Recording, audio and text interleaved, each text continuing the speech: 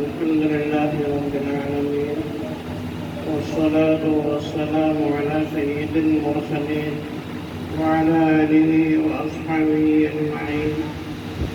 أما بعد، أعوذ بالله من الشيطان الرجيم. بسم الله الرحمن الرحيم. يا أيها الذين آمنوا استعينوا بالصبر والصلاة إن الله مع الصابرين. وقال النبي صلى الله عليه وسلم: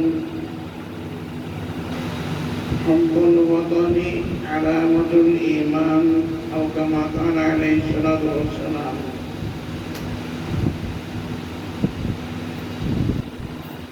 چراغ زندگی ہوگا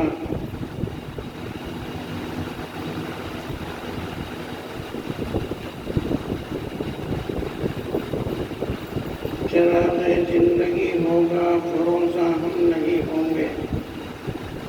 چراغ زندگی ہوگا، فروزہ ہم نہیں ہوں گے. چمن میں آئے گی فصل بہارا، ہم نہیں ہوں گے. جوانوں، اب تمہارے ہاتھ میں تقدیر کا علم ہے.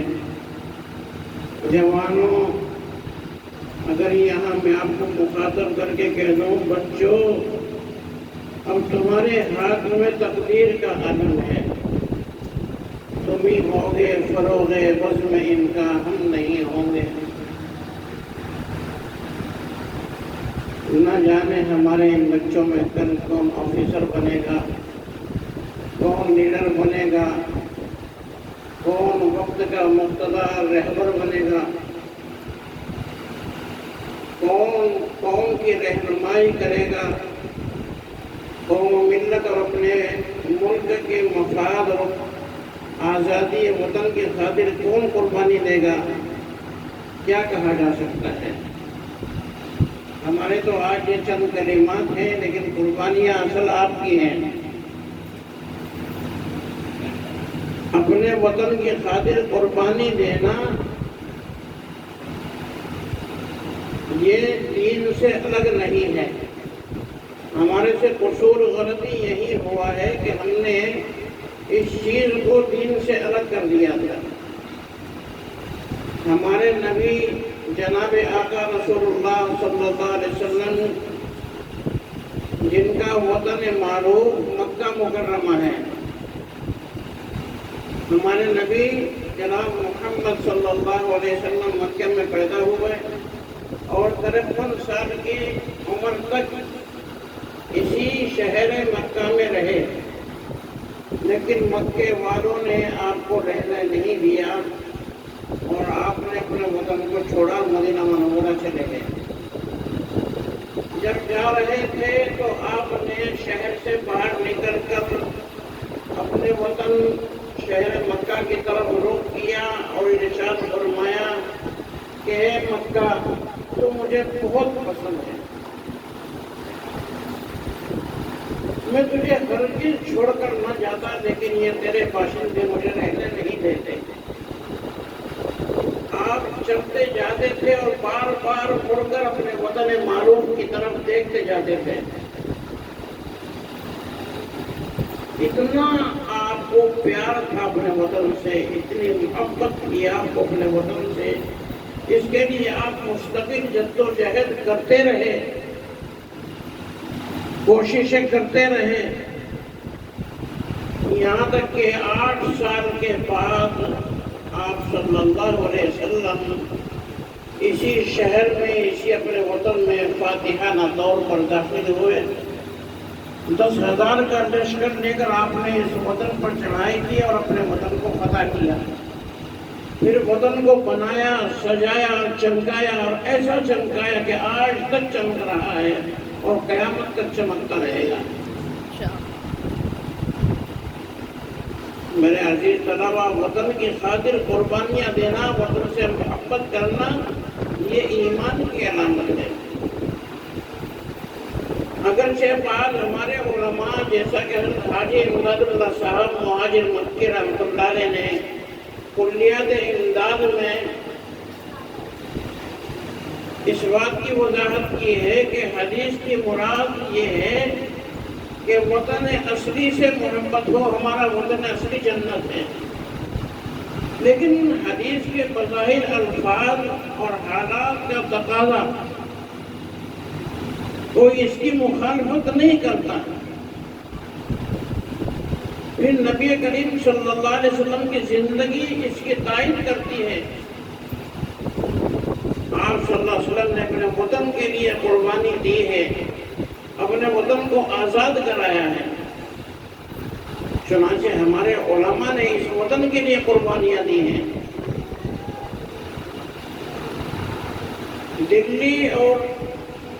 دلی جامع مسجد کے آس پاس ہزاروں مدرسے تھے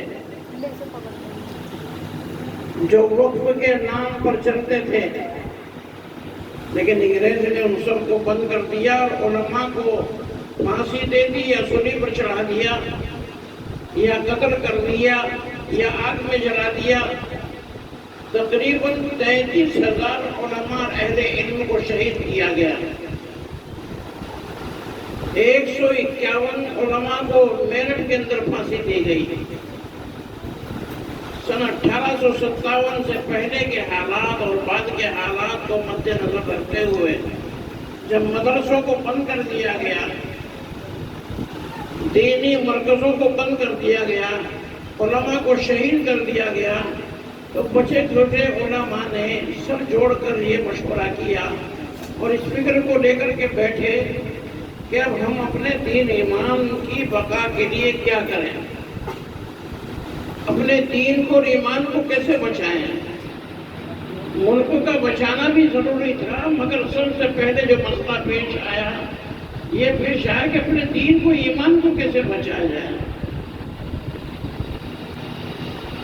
یہی وہ ترتیب ہے جس کو نبی کریم صلی اللہ علیہ وسلم نے امت کو سمجھایا ہے۔ ہمارے علماء اسی ترتیب کو لے کے چلے اور فکر کی کہ پہلے اپنے دین کی اور ایمان کی فکر کی جائے۔ میرے عزیز بچوں، اپنے دین کی ایمان کی پہلے فکر کرو۔ اگر دین اور ایمان بچ گیا تو بہت کچھ بچ گیا۔ ہماری ذمہ داری اس دنیا سے دین ایمان کو بچا کر لے جانے کی ہے۔ قبر تک ہماری ذمہ داری ہے، قبر کے بعد ہماری زندگی ذمہ داری ختم۔ ہم علماء نے اس کی فکر کی اور اس بات کو لے کے بیٹھے اور دارالعلوم دیوبند کی بنیاد ڈالی۔ بنیاد ڈالنے کے بعد یہاں افراد کا کام ہوا، افراد بنائے گئے اور ملک کے عمراء اور نواب حضرات کو ساتھ میں دیا گیا۔ انہوں نے مالی تعاون کیا، اس طریقے سے دنیا داروں سے مالی تعاون لیا اور مدرسے نے افراد قائم کیے اور دونوں کو ساتھ میں ملا کر کے انگریز کا مقابلہ کیا۔ چنانچہ میاں جی نور محمد صاحب ہندوستانی رحمۃ اللہ علیہ نے لکھا ہے، آپ کا ارشاد ہے کہ میں نے ایک ہانڈی بنائی ہے جو نہ 100 سال پہلے پکی ہے نہ 100 سال بعد پکے گی۔ میاں جی نور محمد صاحب نے حاجی امداد اللہ صاحب کو تیار کیا، جن کے تعلق سے یہ ارشاد فرمایا کہ میں نے ایسی شخصیت تیار کی ہے کہ جو نہ اس سے پہلے 100 سال پہلے ایسی شخصیت تیار ہوئی ہے اور نہ ہوگی۔ پھر حاجی امداد اللہ صاحب مہاجر مکی رحمۃ اللہ علیہ نے مولانا قاسم نانوتوی رحمۃ اللہ علیہ کو تیار کیا۔ پھر مولانا قاسم نانوتوی رحمۃ اللہ علیہ نے دارالعلوم کے واسطے سے، جو دارالعلوم دیوبند میں ایک ادارہ ہے، اس کے واسطے وسیلے سے مولانا رشید احمد گنگوہی، حضرت تھانوی اور مولانا محمود الحسن دیوبندی جیسے شیروں کو اور نوجوانوں کو پیدا کیا، جنہوں نے جنگ آزادی میں حصہ لیا اور قربانیاں پیش کی۔ اور حضرت مولانا محمود الحسن دیوبندی رحمۃ اللہ علیہ کے تعلق سے تو انگریز خود اعتراف کر کے گیا ہے۔ آپ کے اندر جذبہ وطن اتنا تھا، اس اپنے ملک کو آزاد کرنے کا جوش اور جذبہ اتنا تھا کہ انگریز خود اعتراف کرتا تھا کہ محمود الحسن کے اندر اتنا جذبہ ہے کہ اس کے مرنے کے بعد اس کی میت کو جلایا جائے تو اس کی راکھ سے بھی انگریز کی بو آئے گی اور اس سے بھی آزادی وطن کا جذبہ محسوس ہوگا۔ ایسے ایسے افراد پیدا کیے، چنانچہ جلیانوالہ باغ شاملی کا میدان اس کے لیے گواہ ہے کہ جس میں علماء حضرات کثرت کے ساتھ شریک ہوئے۔ خود حاجی امداد اللہ صاحب مہاجر مکی رحمۃ اللہ علیہ، مولانا قاسم نانوتوی رحمۃ اللہ علیہ جو باغ ڈور سنبھالے ہوئے تھے، انگریزوں کا مقابلہ کر رہے تھے، گرفتاریاں دی، سلسلہ چلتا رہا۔ حضرت مولانا محمود الحسن دیوبندی رحمۃ اللہ علیہ نے افراد تیار کر کے دارالعلوم کو چھوڑ دیا، کیونکہ اپنے ملک کو آزاد کرانا تھا، اپنے ملک کے لیے قربانیاں دینی تھی۔ دارالعلوم پر کوئی آنچ نہ آئے اس لیے دارالعلوم سے الگ ہو گئے اور افراد کو ساتھ میں لے کر کے انگریز کا مقابلہ کیا کرنے اور اس کی تیاری میں لگ گئے۔ مولانا کے ایک شاگرد تھے مولانا عبید اللہ سندھی، نور اللہ مرکزہ ہو، ان کو مشورے کے بعد افغانستان بھیجا۔ آج جو ہماری بدنامگی ہے وہ یہیں سے ہے، اور یہی ایک بنیادی عالم مولانا عبید اللہ سندھی ہے جو افغانستان گئے، جہاں سے ہمارا تعلق اور سلسلہ جڑتا ہے افغانستان سے۔ اب تاریخ تو جانتے نہیں، تاریخ تو سمجھتے نہیں، تاریخ کا پتہ نہیں، اس لیے الٹی سیدھی باتیں کرتے ہیں اور کہتے ہیں کہ مسلمانوں کا تعلق افغانستان سے ہے، یہ تحقیق کر دیں۔ کن حالات میں مولانا عبید اللہ سندھی رحمۃ اللہ علیہ گئے ہیں اور کن حالات میں جا کر کے وہاں انہوں نے کام کیا ہے، کیوں کیا ہے، ان سب باتوں کو نظر انداز کر دیتے ہیں۔ آج ہی میرے سامنے ایک بات آئی ہے کہ دیکھو قرآن شریف میں اللہ تعالیٰ نے کافروں کو مارنے کا حکم فرمایا، فَإِذَا انْسَلَخَ الْأَشْهُرُ الْحُرُمُ فَاقْتُلُوا الْمُشْرِكِينَ حَيْثُ وَجَدتُّمُوهُمْ، کہ تم ان کافروں کو مارو، جہاں بھی ملے ان کو پکڑو، ان کے گھاٹ میں لگ جاؤ، ان کو قتل کرو۔ دیکھو قرآن کہہ رہا ہے، صحیح بات ہے، قرآن کہہ رہا ہے، لیکن قرآن کو سمجھنا چاہیے۔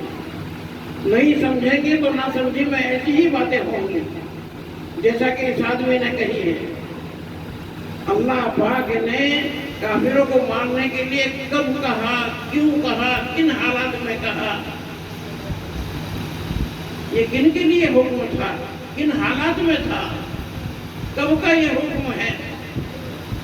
جب تک یہ بات سمجھ میں نہ آئے گی، قرآن کی اس آیت کا ترجمہ اور مطلب سمجھ میں نہیں آئے گا۔ نہ سمجھی میں تو پھر یہی ہوگا جیسے کسی مسلمان نے کہا ہے کہ حجر اسود کا پتھر اور شیولنگ دونوں برابر ہیں۔ کہاں حجر اسود کا وہ پتھر جس کو اللہ نے جنت سے بھیجا ہے، اور کہاں شیولنگ کا وہ پتھر کہ جس کو ہم نے تراش کے رکھ دیا ہے۔ ایک مسلمان نے افسوس کی بات ہے کہ مسلمان کہہ رہا ہے، چونکہ علم نہیں ہے، جنہوں نے اپنی تاریخ کو نہیں پڑھا، اس کے مقصد کو نہیں سمجھا، اس کے مفہوم کو نہیں سمجھا، تو ایسی غلط باتیں کریں گے اور غلط مفہوم اور اس کی ترجمانی کریں گے۔ تو میرے عزیز دوستو، ہمیں بھی اپنی تاریخ کو جاننا، سمجھنا ہے۔ یہ تاریخ تھی کہ مولانا عبید اللہ سندھی افغانستان گئے اور وہاں جا کر کے حکومت قائم کی، ایک حکومت قائم کی جس کا ذمہ دار ایک ہندو راجا کو بنایا، راجا مہندر پرتاپ سنگھ کو، اور یہاں سے پھر انگریزوں کا مقابلہ کرنے کی تیاری ہوئی، لیکن چونکہ ترکی کو بھی اپنی حمایت میں لینا تھا، اس لیے مولانا شیخ الہند رحمۃ اللہ علیہ افغانستان کے راستے سے سعودی عرب گئے۔ سعودی عرب میں ترکیوں کی حکومت تھی کہ ان سے ملاقات کر کے حمایت لیں گے اور پھر انگریزوں کا مقابلہ کریں گے، لیکن مکے میں جو گورنر تھا وہ شریف تھا، شریف نام کا آدمی تھا گورنر، شریف تھا نہیں، नाम ही शरीफ था। ये अंग्रेजों का दलाल था, ये अंग्रेजों का चहीता था, अंग्रेजों का पिट्ठू था। इसके मुखबिरों ने खबर दी कि इस तरीके से हिंदुस्तान से उलमा आए हैं। चुनाचे हजरत रहमतुल्लाह अलैह ताइफ के अंदर अपने उलमा और दोस्तों के साथ क़याम पजीर थे। वहाँ पुलिस गई और गिरफ्तार कर लिया। यहाँ से गिरफ्तार करके मिस्र ले गई और मिस्र में इनके बयानात हुए और वहाँ फिर जेल की माल्टा की जेल में इनको भेज दिया गया। मौलाना महमूद हसन देवबंदी के इखलास और अंग्रेज की मुखालफत का मतलब एक वाक़या से लगाया जा सकता है कि जब जेल में जा रहे थे तो अंग्रेज आगे आगे लेके चल रहा था, अंग्रेज आगे था, पीछे ये जा रहे थे। तो मौलाना रुक गए और फरमाने लगे कि अंग्रेज को बोलो अगर ऐसे चलेगा तो हम नहीं चलेंगे। दादा अब्बू के पास ट्राइपॉड था ना, इसको पीछे करो मर्दों को, और इसको बोलो कि हमें पीछे होकर के ये कहे कि दाएं चलो बाएं चलो तो हम चलेंगे। ये आगे होकर के चलेगा तो हम नहीं चलेंगे। ये दुनिया ये ना कह दे कि मौलाना भी अंग्रेज के पीछे चले। ज़ाहिरी रिवायत को भी और ज़ाहिरी मुरव्वत को भी आपने बर्दाश्त नहीं किया। ऐसी आग और बरबरा अंग्रेज की मुखालफत में अपने वतन की मोहब्बत में उनके अंदर भरा हुआ था। 2.5 साल तकरीबन 2.5 साल की जेल के बाद ये उलमा हजरात बाहर आए और फिर जंग आज़ादी के लिए कोशिशें की और अल्लाह ताला ने हमारे मुल्कों को आज़ाद फरमाया। आज़ादी के बाद जनवरी 1950 में पहला जश्न मनाया गया। असल में तो जश्न उन्हीं का हिस्सा था जिन्होंने उस गुलामी को और हालात को देखा। लेकिन उस वक्त भी हम मुसलमान एक तरफ बैठ गए और हमारे सामने 2 बातें रही कि नेकी कर दरिया में डाला। हमने कुर्बानी दे दी, नामवली के लिए नहीं दी, अल्लाह के लिए दी, अपने वतन के लिए दी है। और हमें जरूरत ऐलान करने की नहीं है। ये थोड़ी सी हमारे से यहाँ गलती हो गई है। अगरचे हमने इखलास के साथ ये अमल किया लेकिन गलती हो गई। हमारे अहले वतन आगे आगे चले गए और इन्होंने नाम अपना रचाया और लोगों को दिखलाया कि कुर्बानियों में हमारा नाम है और हमारे नाम को पीछे कर दिया।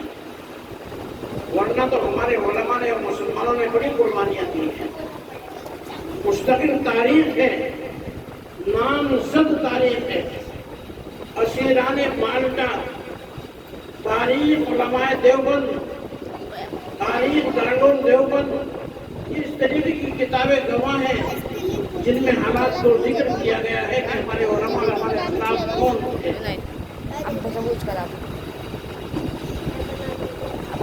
मेरा अजीज दोस्तों, एक बात और खास तौर से आपके ताल्लुक से जिक्र करता हूँ कि असीर माल्टा की जेल में जब मौलाना शेखुल हिंद जा रहे थे तो उनके एक शागिर्द मौलाना हुसैन मदनी रहमतुल्लाह अलैह भी जेल में गए। पूछा कि भाई तुम क्यों जाते हो? कि मैं इसलिए जाता हूँ कि मेरे उस्ताद जा रहे हैं और इनको खिदमत की जरूरत पड़ेगी। चुनाचे उन्होंने भी गिरफ्तारी दे दी और अपने उस्ताद के साथ जेल में चले गए और जेल में रहते हुए वहाँ फिर कुर्बानी दी है और अपने उस्ताद की खिदमत की है।